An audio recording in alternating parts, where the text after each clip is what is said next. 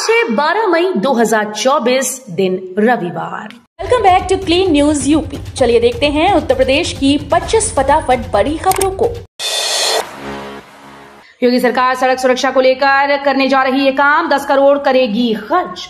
योगी सरकार ने परिवहन निगम की बसेस के माध्यम से सड़क सुरक्षा को लेकर जागरूकता और प्रचार प्रसार किए जाने का निर्णय लिया। निगम की बसेस के पीछे सड़क सुरक्षा के स्लोगन और संदेश लगाए जाएंगे, जिससे बड़े पैमाने पर लोग सड़क सुरक्षा के विषय में जागरूक हो सके। इसके लिए परिवहन निगम को 10 करोड़ रुपए आवंटित किए जाएंगे। फ्री राशन वितरण की आ गई डेट, जाने इस माह कब तक मिलेगा गेहूं चावल। फ्री वितरण की डेट आ गई है। इस माह राशन का निःशुल्क वितरण 14 मई से 29 मई के बीच होगा। लखनऊ के डीएसओ विजय प्रताप सिंह ने बताया कि पात्र गृहस्थी कार्ड धारकों को प्रति यूनिट 2 किलो गेहूं व 3 किलो चावल मिलेगा। वहीं अंत्योदय कार्ड धारकों को 14 किलो गेहूं और 21 किलो चावल का निःशुल्क वितरण किया जाएगा। कार्ड धारकों को पोर्टेबिलिटी की सुविधा उपलब्ध रहेगी। आधार प्रमाणीकरण के माध्यम से राशन नहीं पाने वाले कार्ड धारक वितरण के अंतिम दिन 29 मई को मोबाइल ओटीपी वेरिफिकेशन के जरिए निःशुल्क राशन प्राप्त कर सके। अब मोबाइल की तरह रिचार्ज करने पर मिलेगी बिजली। जिले में लगेंगे 4.5 लाख प्रीपेड मीटर। रिवैम्प योजना के तहत 4 चरणों में बरेली जिले में 4.5 लाख स्मार्ट प्रीपेड बिजली मीटर लगाए जाएंगे। विद्युत निगम ने इसके लिए सर्वे शुरू करा दिया। शहर में 1.40 लाख और देहात क्षेत्र में 3.10 लाख स्मार्ट मीटर लगाने का लक्ष्य है। पहले चरण में शहरी क्षेत्र में स्मार्ट मीटर लगाए जाएंगे। पिछले वर्ष शहर में 57,000 उपभोक्ताओं के यहां स्मार्ट मीटर लगाए गए थे।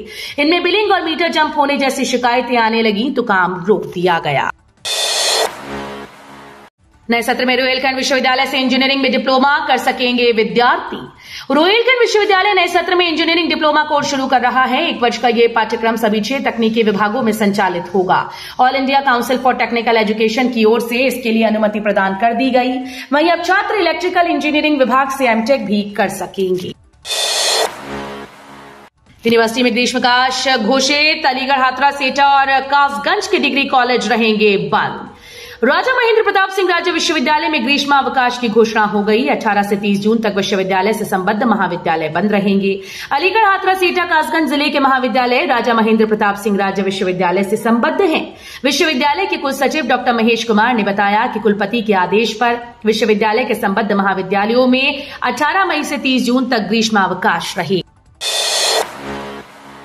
संविधान की किताब दिखाकर बोले राहुल, इसकी रक्षा कर गरीबों को दिलाएंगे हक। चौथे चरण का चुनाव प्रचार खत्म होने से एक दिन पहले हुई इंडिया गठबंधन की रैली में कांग्रेस के पूर्व अध्यक्ष राहुल गांधी खूब आक्रामक दिखे। केंद्र की सरकार और प्रधानमंत्री नरेंद्र मोदी पर खूब हमलावर रहे। भाजपा पर संविधान को खत्म करने की साजिश रचने का आरोप लगाकर बोले कि ऐसा नहीं होने देंगे। संविधान की किताब दिखाकर बोले हम इसकी रक्षा करेंगे। चौथे चरण का चुनाव प्रचार थमा। आज सुबह बूथ के लिए रवाना होंगी पोलिंग पार्टी। 13 सीटों पर चुनाव। यूपी में चौथे चरण के मतदान के लिए चुनाव प्रचार शनिवार शाम से थम गया। इस चरण में यूपी की 13 सीटों के लिए 13 मई को वोट पड़ने हैं। प्रदेश के मुख्य निर्वाचन अधिकारी नवदीप रेणुवा ने बताया कि उत्तर प्रदेश में लोकसभा चुनाव के चौथे चरण की 13 सीटों और डदरौल विधानसभा उपचुनाव के लिए पोलिंग पार्टीज आज रविवार को रवाना होंगी। सीएम योगी बोले ये चुनाव राम भक्त और रामद्रोहियों में से एक को चुनने का। चुनाव प्रचार के अंतिम दिन उन्नाव के रामलीला मैदान में आयोजित जनसभा में मुख्यमंत्री ने सपा पर जोरदार हमला बोला। सपा के राष्ट्रीय महासचिव प्रोफेसर रामगोपाल यादव के राम मंदिर को बेकार बना होने के बयान पर कहा कि क्या किसी मस्जिद को कह सकते हैं कि गलत बनी है। इन्हीं की पार्टी के लोगों ने राम भक्तों पर गोलियां चलवाई थी। राम मंदिर पर हमला करने वाले आतंकवादियों के मुकदमे भी वापस लिए थे। प्रयागराज बनारस के बीच 130 किलोमीटर की रफ्तार से चलेंगी ट्रेन। रेलवे के मिशन रफ्तार के तहत प्रयागराज से बनारस के बीच इसी वर्ष ट्रेन की अधिकतम रफ्तार 130 किलोमीटर प्रति घंटा हो जाएगी। अब इस रूट पर वंदे भारत आदि ट्रेन की अधिकतम रफ्तार 110 किलोमीटर प्रति घंटा है। रेलवे अफसरों का कहना है कि यहां 130 की रफ्तार के लिए आधारभूत संरचना से जुड़े कार्य किए जा रहे हैं। मोहद्दीपुर असुरन 4 लेन के लिए अगले महीने शुरू होगा काम।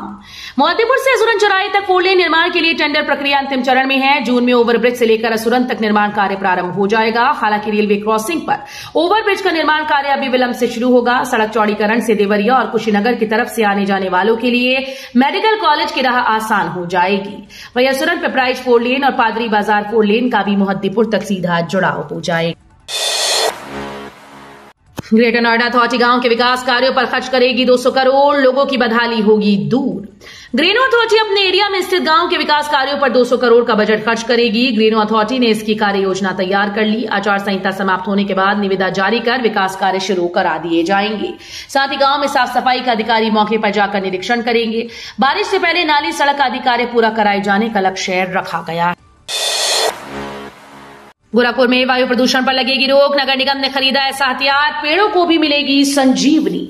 वायु प्रदूषण पर नियंत्रण के लिए नगर निगम ने 9,000 लीटर पानी क्षमता की कैनन युक्त 2 वाटर स्प्रिंकलर खरीदे।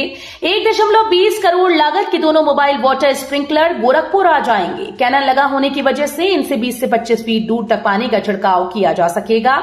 इससे शहर में धूल मिट्टी से होने वाले प्रदूषण को रोका जा सकेगा। ग्रेटर नोएडा वालों को गर्मी में मिलेगी राहत। गर्मियों का मौसम आते ही बिजली घंटों तक गुल हो जाती है। कई बार ट्रांसफार्मर फूंक जाते हैं। इसकी वजह से शहर में लोगों को भयंकर गर्मी के साथ लाइट की समस्या से भी जूझना पड़ता है। ग्रेटर नोएडा और आसपास के रहने वाले लोगों को जल्द बिजली कटौती से राहत मिलने वाली है।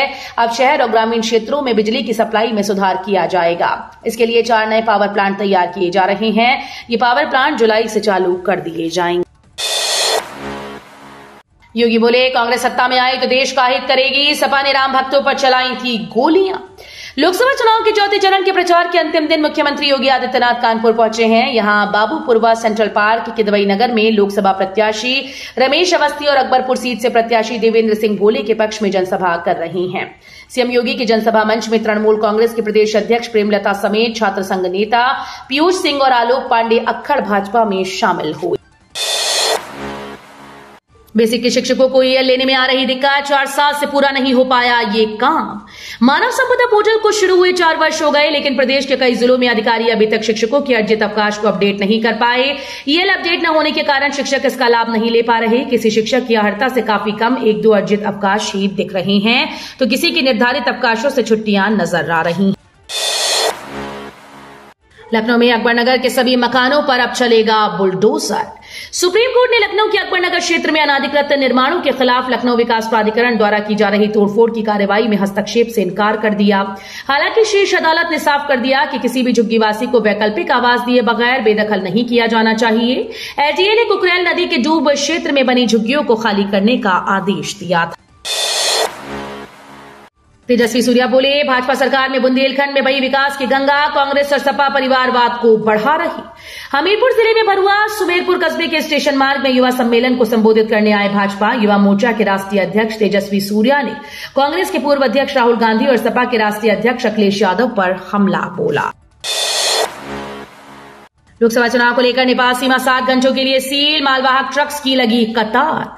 लखीमपुर खीरी जिले में 13 मई को मतदान होना है। इसको लेकर 7 घंटों के लिए नेपाल सीमा सील कर दी गई। शनिवार को एसएसबी व नेपाल एपीएफ ने बॉर्डर पर कड़ी निगरानी रखी। महानगरों से लौटे नेपाल जाने वाले लोग जहां जंगल रास्ते से होकर नेपाल पहुंचे, वहीं भारतीयों को सीमा सील होने से बॉर्डर से लौटा दिया गया।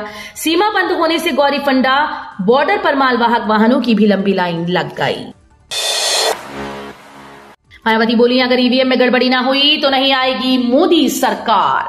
श्रावस्ती जिले के कटरा के पर्यटन मैदान में शनिवार को बसपा की ओर से जनसभा का आयोजन हुआ, जिसमें बसपा सुप्रीमो पूर्व मुख्यमंत्री ने मंडल स्तरीय प्रत्याशियों के समर्थन में जनसभा को संबोधित करते हुए उन्हें जिताने की अपील की। इस दौरान उन्होंने सपा, भाजपा व कांग्रेस पर जमकर हमला बोला। जनसभा में बसपा सुप्रीमो पूर्व मुख्यमंत्री मायावती ने कहा कि केंद्र सरकार जो निःशुल्क खाद्यान्न दे रही है वो अपने पैसे से नहीं बल्कि आपके ही टैक्स के पैसे से दे रही है। रोड शो के जरिए कार्यकर्ताओं में जोश भरा गए अखिलेश बोले, आने वाली पीढ़ियों का भविष्य तय करेगा चुनाव। लोकसभा चुनाव 2024 को लेकर जिले में चौथे चरण के तहत 13 मई को मतदान होना है। शनिवार को प्रचार के अंतिम दिन समाजवादी पार्टी के राष्ट्रीय अध्यक्ष व कन्नौज से पार्टी के प्रत्याशी अखिलेश यादव ने रोड शो किया। बिडूना के भगत सिंह चौराहे से एरवाकतरा तक के 16 किलोमीटर के रोड शो में जगह जगह भीड़ देखकर उन्होंने कार्यकर्ताओं में जोश भरा। यूपी के शहर में 10 साल तक कोई विभाग नहीं खोद सकेगा सड़क, निर्माण से पहले ही पूरा करना होगा ये सब काम।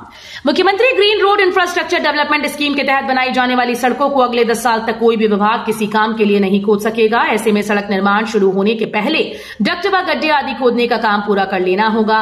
सीएम ग्रिड सड़कों के निर्माण को लेकर नगर निगम सभागार में आयोजित संबंधित विभागों के अधिकारियों की बैठक में urban road infrastructure development authority के डिप्टी सीईओ अरविंद कुमार जैन व कंसल्टेंट जाना अर्बन फाउंडेशन के प्रतिनिधियों ने ये जानकारी साझा की। बसपा के मूल वोटर्स को तोड़ने में जुटे अखिलेश यादव, बनाया प्लान बी।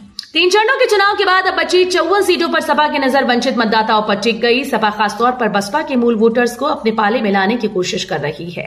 सपा अध्यक्ष अखिलेश यादव ये संदेश देने की कोशिश कर रहे हैं कि बसपा व भाजपा मिलीभगत कर चुनाव लड़ रही हैं। दिल्ली सीएम केजरीवाल को अंतरिम जमानत मिलने पर हाथरस में जश्न, बटी मिठाइयां। न्यायालय द्वारा दिल्ली के मुख्यमंत्री अरविंद केजरीवाल को अंतरिम जमानत दिए जाने पर इंडी गठबंधन के नेता कार्यकर्ताओं ने आगरा रोड स्थित शहीद स्मृति पार्क पर एकत्रित होकर नारे लगाते हुए जश्न मनाया, मिष्ठान वितरित किया। 5 जिलों के 300 लकड़ी कारोबारी आए रडार पर, अब राज्यकर की जांच टीम जांचेगी दस्तावेज। मुरादाबाद मंडल के 5 जिलों में 300 लकड़ी कारोबारी राज्यकर की जांच एजेंसी के रडार पर आ गए। ये कारोबारी बोगस फर्मों से खरीदारी करते हैं। राज्यकर अपर आयुक्त का मानना है कि जांच के कारण अभी 50% सुधार आया है। एयरपोर्ट अथॉरिटी ऑफ इंडिया में नौकरी पाने का अवसर, बिना परीक्षा होगा चयन। एयरपोर्ट अथॉरिटी ऑफ इंडिया में नौकरी पाने का सपना हर किसी का होता है। अगर आप भी इस सपने को देख रहे हैं तो AAI ने कंसल्टेंट, जूनियर कंसल्टेंट और एसोसिएट कंसल्टेंट के पदों के लिए भर्तियां निकाली।